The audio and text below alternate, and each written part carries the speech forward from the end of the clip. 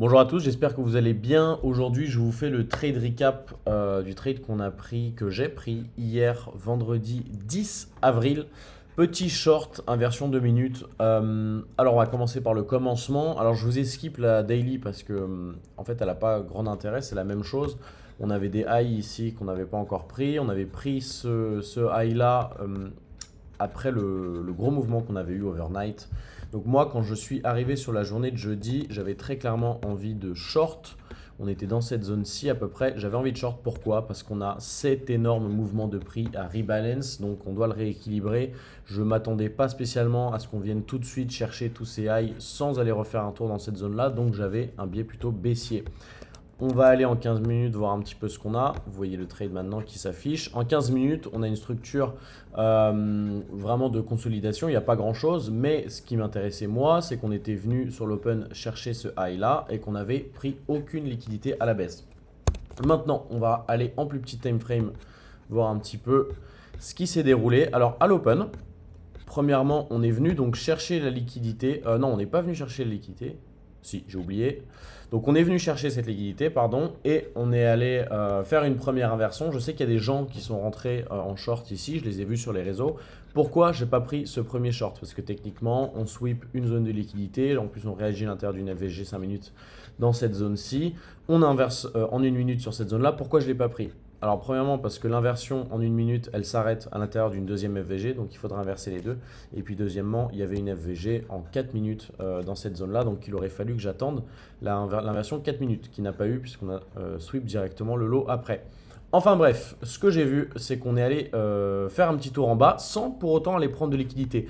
Alors techniquement, oui, on a pris ce petit lot-là, mais ce qui était vraiment intéressant à aller chercher, c'était à minima venir chercher ça en gardant en considération qu'on a tout ça comme liquidité à aller chercher à la baisse. Donc à minima, il aurait fallu venir prendre ce lot-là. Donc quand je vois qu'on vient retourner en haut, qu'on vient resweep le high de 9h30, moi, ça me dit quelque chose en particulier, c'est que souvent, c'est vraiment un resweep, qu'on vient juste chercher des stops et qu'ensuite, on va rebaisser. C'est quelque chose que j'ai vu beaucoup en backtest, c'est pour ça que je le dis souvent en live. Si on est trop proche de l'open, même s'il y a un setup, attendez un petit peu. Quand on a un setup dans les 3-4 premières minutes de l'open, en l'occurrence dans les 2 premières minutes, souvent, on va se faire stop en fait. La manipulation, elle n'est pas encore faite. Ça prend un peu plus de 10 minutes.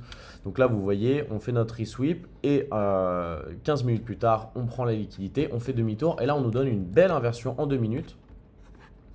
Franchement, ce que j'ai beaucoup aimé sur ce trade, c'est le fait qu'on avait un très très bon RR parce qu'on a catch le mouvement depuis tout en haut, tout simplement.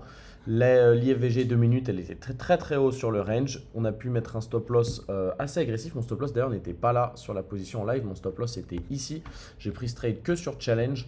Tout simplement parce que j'étais quand même un petit peu inquiet de ces equal high ici et des zones là à la hausse. Donc, j'avais pas envie de prendre ce trade sur Funded. Je le trouvais un petit peu risqué quand même. Enfin bref, il s'est passé quelque chose de très brutal sur ce trade, je dois vous dire. Je pense que vous avez deviné. C'est qu'on est très bien parti. Zéro drawdown, bon, léger au début, on react, machin, pas de souci. Ensuite, on va directement chercher le break-even et TP1 sur ce lot-là. Ensuite, on continue à baisser un petit peu et j'avais mis un TP2 au milieu de cette FVG-là en 5 minutes parce que j'avais peur qu'on puisse réagir dedans et faire demi-tour et qu'on n'arrive pas à aller chercher le lot-là.